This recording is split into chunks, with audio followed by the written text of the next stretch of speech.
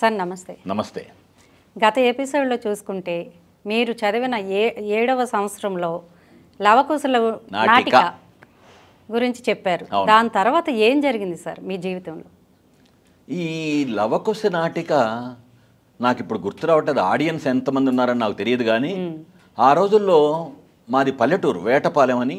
వేటపాలెం చీరాల దగ్గర వేటపాలెం సముద్ర తీర ప్రాంతంలో ఉంటుంది వేటపాలెం అని. అది మా ఊరండి. మీరు అడగకుండా నేను చెప్తున్నాను. నేను పుట్టినప్పుడు అది గుంటూరు జిల్లా.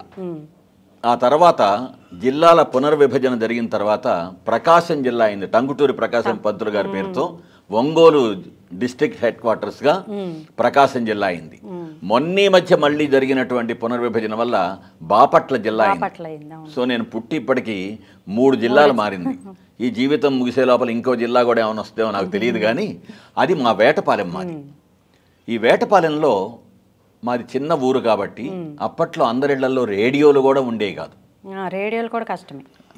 మా ఊరే కాదు, ఏ ఊరైనా అంతే కదా. అప్పట్లో ఒక బజారు మొత్తంలో ఒకళ్ళ ఇంట్లో రేడియో ఉండేది. ఇంత పెద్ద రేడియో పెట్టి ఉండేది. మర్ఫీ, ఫిలిప్స్ ఇట్లా పెద్ద పెద్ద రేడియోలు. ఆ రేడియోలో ఆకాశవాణి ప్రాంతీయ వార్తలు చదువుతున్నది అని మనకు వస్తుంటుంది కదా. వస్తుంటే ఆ బజార్లో వాళ్ళందరూ అక్కడ వీధి అరుగుల మీద కూర్చొని వినేవాళ్ళు వార్తల కోసం. ఇప్పుడు అసలు ఎప్పుడేది కావాలన్నా కూడా మొబైల్ ఆన్ చేసుకుంటే అన్నీ దొరుకుతున్నాయి కాబట్టి దేనికి విలువ లేదు, దేనికోసం ఎదురుచూపులు లేవు. దేన్ని ఆసక్తిగా ఆనందించడం ఆస్వాదించడం అసలే పోయింది. Everything is mechanical now. మనకి తినటానికి ఇంత కావాలంటే ఇంత దొరికితే ఇంకాస్తుంటే బాగుంటుంది అనిపిస్తుంది. ఇన్ని రకాలు ఉంటే మొహం మొత్తుతుంది. అలా జరుగుతుంది ఇప్పుడు జీవితంలో. అలా రేడియో మాత్రం ఎక్కడో ఉంటుంది. ఇక టీవీ అనేది అప్పుడు లేనే లేదనుకో. కాబట్టి ప్రజలకేంటి, ఒక సరదా కావాలంటే ఆ స్కూలు తాలూకు పిల్లల ప్రోగ్రామ్స్ ఏమన్నా జరిగితే కాసేపు అక్కడ కూర్చోవటం, దాన్ని చూడడం, ఆనందించడం, చప్పట్లు కొట్టడం, అది ఒక యాక్టివిటీ లాగా ఉండేది. సో ఎదురుగా 100 మంది ఉన్నారా 200 మంది ఉన్నారా, ఊళ్ళో వాళ్ళు చాలా మంది వచ్చి కూర్చునేవాళ్ళు. అప్పుడంతా ఇసుక, మాది ఇసుక ప్రాంతం. ఆ ఇసుక మీద కూర్చునేవాళ్ళు. ఓ చిన్న 4 బెంచీలు వేసో, లేదా ఎద్దుల బండ్లు ఉండే, మీకు గుర్తుందా? ఆ ఎద్దుల బండ్లు 2 బండ్లు ఇట్లా పెట్టి అది ఒక స్టేజీ లాగా చేసి మమ్మల్ని నటింపజేసేవాళ్ళు. అలా లవకుశ నాటిక చూసిన తర్వాత ఊళ్ళో పెద్ద పెద్ద వాళ్ళు, గొప్ప గొప్ప వాళ్ళు ఉంటారు కదా. వీడు భలే చేస్తున్నాడు, భలే చెప్తున్నాడు, వీడు ఆ హావభావాలు బాగున్నాయి, ఫేషియల్ ఎక్స్ప్రెషన్స్ బాగున్నాయి.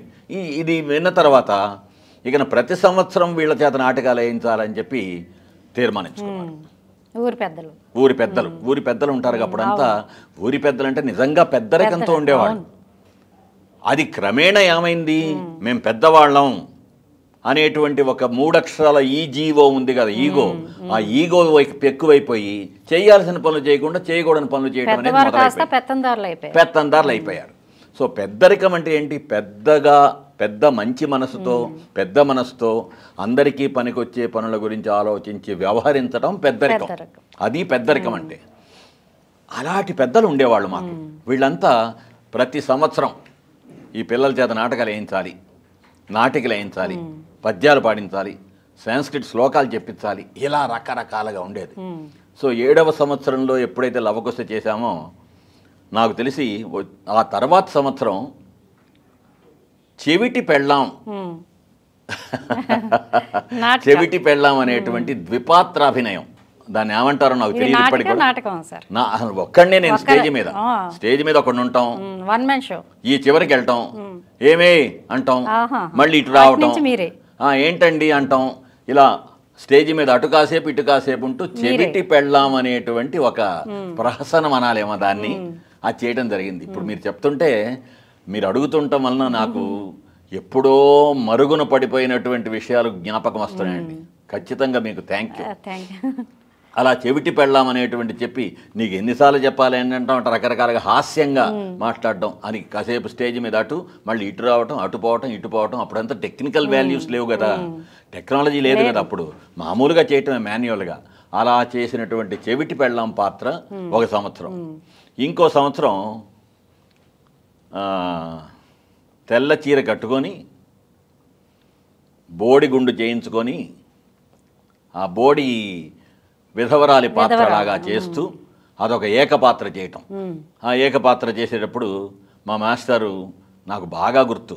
ఎంతో కష్టపడి సుబ్రహ్మణ్యం గారని చాలా కష్టపడి, నా గొంతు అసలే బేస్ గొంతు, గొంతు అనేది ఎప్పుడు ఒకేలాగా ఉంటుంది కదా, చిన్నప్పటి నుంచి ఉంటుంది కదా. ఆ గొంతుని ఆ ఆడతనం రప్పించడానికి ఏ విధంగా దాన్ని చెయ్యాలి అని ఆ రోజుల్లో ఆయన నేర్పాడు మహానుభావుడు. అది కాదండి అట్లా మాట్లాడటం, ఆ ముసలమ్మలాగా మాట్లాడటం, బోడిగుండేసుకొని ఇచ్చేయటం, పాత్రకి తగ్గట్టు దానికి విపరీతమైనటువంటి స్పందన వచ్చింది.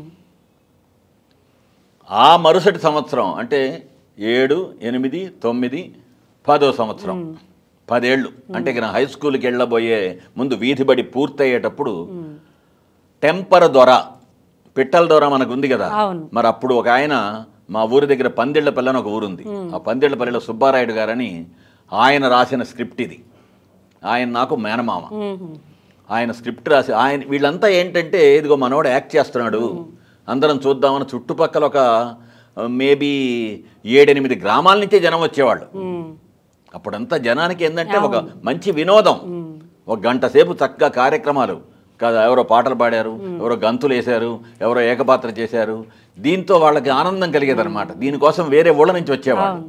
అలా నన్ను చూసి 2-3 సంవత్సరాల పాటు చూసినటువంటి ఆయన, ఒరే నేను ఒక స్క్రిప్ట్ రాస్తానని చెప్పి, పిట్టల దొర మనకి ఎప్పుడు చిన్నప్పటి నుంచి ఉంది కాబట్టి టెంపర్ దొర, దానికి అర్థం ఏంటో నాకు ఇప్పటికి కూడా తెలియదు, టెంపర్ దొర అనే పేరు పెట్టి వీడికి రకరకాల హాస్యంగా ఉండేటువంటి డైలాగ్ స్టేజ్ మీద ఒక్కడనే. అప్పటి నుంచే ఈ 1 మ్యాన్ షో అనేది మొదలైంది నా జీవితంలో. చిన్నప్పుడు 7 సంవత్సరాల వయసు అప్పటి నుంచి కూడా స్టేజ్ మీద ఒక్కడనే, మనమే డామినేషన్, ఇంకా చుట్టుపక్కల వాళ్ళు వీళ్ళు ఉండటం ఇదంతా కాదు. అలా టెంపర్ దొర అనేటువంటి పాత్ర చేయటం అలా జరిగింది. అలా అలా అలా అలా 7 సంవత్సరాల ప్రాంతం నుంచి రకరకాల పాత్రలు చేయటం, ఒక్కొక్క సంవత్సరానికి పాత్ర మారిపోవడం. ఒక కుషుడు ఏమన్నా పౌరాణిక పాత్ర, ఒక బోడి వ్యాపారం ఏమన్నా ఇంకో రకం, ఒక చెమిటి పెళ్ళాన్ని ఏమన్నా విచిత్రమైన ప్రహసనం, ఈ టెంపర్ దొర ఏమన్నా ఇదొక హాస్యం. అసలు ఒకదానికి పొంతన లేదు. అంటే ఏంటి, రకరకాల పాత్రలు చేయటం అనేటువంటిది బహుశా ఈ టీచర్ల ద్వారా దేవుడి స్క్రీన్ ప్లే కావచ్చు. మనకు ఒక విషయం ఉంటుందండి, చాలామంది గొప్ప గొప్ప వాళ్ళు చెప్తుంటారు, everything is in life goes on as per the divine screenplay. పైవాడు ముందుగానే నిర్ధారించినటువంటి స్క్రీన్ ప్లే ప్రకారం సాగేదే మనిషి జీవితం. ఆ విధంగా మనిషి జీవితం ఏ విధంగా సాగాలనేది ఎప్పుడో స్వామి నిర్ణయించాడు పైనుంచి. మనమేదో చేస్తున్నాం, మనమేదో చూస్తున్నామని మనం అనుకుంటాం, కానే కాదు. అప్పుడైనా ఇప్పుడైనా ఎప్పుడైనా జరిగేది పైవాడి లీల ప్రకారం. కాకపోతే మానవ ప్రయత్నం ఉండాలి.